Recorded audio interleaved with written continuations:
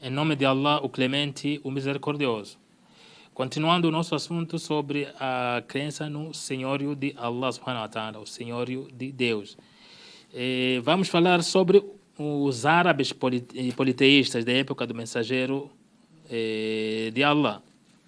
Árabes politeístas, aqueles que acreditavam em vários deuses. Então, os árabes politeístas, na época do profeta Muhammad, criaram, aliás, acreditavam, eles tinham a crença em Allah e também acreditavam o senhorio de Allah subhanahu wa ta'ala. Acreditavam que existe Deus, que era o Criador, mesmo sendo politeístas. Então, os incrédulos da época do mensageiro de Allah reconheciam que Allah é o Criador, reconheciam que Deus é o Criador, apesar de ser politeístas.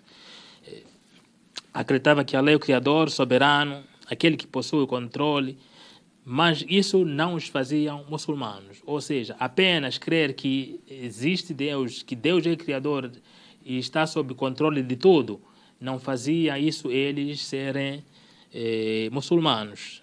Disse Allah no Alcorão: se perguntares aos idólatras quem criou os céus e a terra, responderão Allah. Ou seja, eles sendo politeístas, e mesmo assim, se perguntar quem criou os céus e a terra, a resposta deles era o quê? Que não, é Deus, é Allah que criou. Então, só a crença que Deus existe não faz a pessoa ser muçulmana. A conclusão é que, caso reconheça que Allah é o Senhor do universo, ou seja, seu Criador soberano, e quem o sustenta, então deve-se adorar somente a Ele, sem nenhum parceiro. Então, primeiro é crer que realmente existe Deus, ou seja, existe o Criador e Ele é soberano, e também tem que adorar somente a Ele, sem atribuir parceiro. Aqui está a fé completa em Deus. Primeiro, crer que Ele existe, ou seja, é o Criador, e também adorar sem atribuir parceiros. Como é possível o ser humano reconhecer que Allah é o criador de tudo e que possui o controle do universo, quem dá a vida e a morte e depois entrega a sua adoração a outro? Aqui fica sem sentido. A pessoa crê que Deus é o criador, tudo está sob seu controle, mas no momento de adoração vai atribuir a outro. Então, no Islã isso já não se encaixa. Então, esse é o pior tipo de transgressão e o maior de todos os pecados. Por isso, Luqman disse ao seu filho, dando conselhos: ó filho, não atribua os parceiros na adoração a Allah, pois a idolatria é uma injustiça enorme. Então, aqui já está dando exemplo do Luqman, que estava dando conselhos ao seu filho de que não poderia atribuir parceiros a Deus, não pode adorar a Deus atribuindo parceiros, porque é um dos pecados mais graves, é o pior pecado. Então, acreditar a existência de Deus e ao mesmo tempo atribuir parceiros a Ele, ou seja, adorar atribuindo parceiros é um dos graves pecados. Quando o mensageiro de Allah, o profeta Muhammad, que a paz e bênção estejam sobre ele, foi consultado sobre qual seria o pior pecado para Allah, ele respondeu que associas a Allah sendo que Ele te criou. Ou seja, associar o pecado que é mais grave é adorar, ou aliás, associar Allah subhanahu wa ta'ala com qualquer outra coisa, sendo que Ele é o Criador, é quem te criou.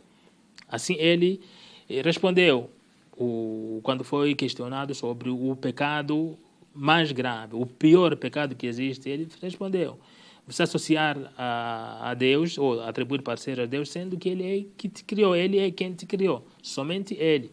Então é um dos pecados, é uma das evidências que atribuir parceiros ou a idolatria é um dos graves pecados no Islã.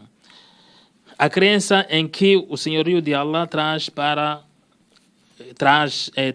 ao coração, a crença em que o senhorio de Allah traz paz ao coração. O servo reconhece com toda clareza que nenhuma criatura pode escapar ao que Allah decretou. porque Allah é soberano e faz o que deseja, seguindo sua disposição e sabedoria. Que ele, Allah, é o Criador de tudo e tudo, com exceção dele próprio, tem necessidades e, por isso mesmo, precisam de seu Criador. Que tudo está nas mãos de Allah, não há Criador exceto Ele, nem provedor exceto Ele, e ninguém tem o controle do universo exceto Ele. Não se move ou se detém um átomo senão com a sua permissão. Então, aqui mostra que tudo o que Allah quer é o que acontece. Tudo. E tudo que a gente enxerga ou observa se movendo ou está fixo, tudo está sob controle de Allah subhanahu wa ta'ala. Tudo que a gente faz, então, acontece pela vontade de Allah subhanahu wa ta'ala, aquele que é o Criador. Tudo isso produz no coração do ser humano a dependência a Allah e só se pede qualquer necessidade a Allah. Quando a gente, ou quando o muçulmano tem alguma necessidade, recorre a quem? Recorre somente a Allah, recorre a Deus. Das coisas que o ser humano não tem capacidade de fazer ou de responder, então tudo tem que se buscar a Allah subhanahu wa ta'ala. Aquilo que a gente sabe que pode nos prejudicar e ninguém pode nos salvar desse prejuízo, somente Allah, então temos que buscar somente Allah subhanahu wa ta'ala, que é o Criador, e não aos seres humanos. Os seres humanos têm, em certo momento, algumas coisas que podem nos ajudar, daquilo que eles têm a capacidade, mas outras coisas são somente com a vontade e a capacidade de Allah subhanahu wa ta'ala e não ao ser humano.